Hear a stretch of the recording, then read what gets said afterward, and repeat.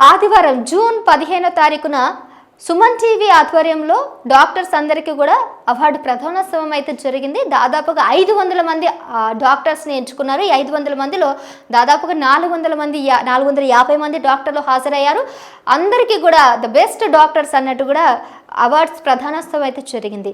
నవోటలో ఘనంగా జరిగినటువంటి ఈ కార్యక్రమానికి ఈటెల రాజేంద్ర ప్రసాద్ ముఖ్య అతిథిగా హాజరయ్యారు. ఆయన మాట్లాడుతూ సుమన్ టీవీ గురించి కాస్త పాజిటివ్గానే రెస్పాన్స్ అయ్యారు. దాంతోపాటు డాక్టర్స్ అందరినీ కూడా చాలా మెచ్చుకోవడం జరిగింది. కోవిడ్ టైంలో ఎంతోమంది డాక్టర్లు అహర్నిశలు కష్టపడి అందరికీ కూడా సెలవులు దొరికినా కానీ డాక్టర్లకు మాత్రం సెలవు లేకుండా అహర్నిశలు కష్టపడి అందరు ప్రాణాలు కాపాడారంటూ ఆ డాక్టర్స్ అందరినీ మెచ్చుకోవడం జరిగింది.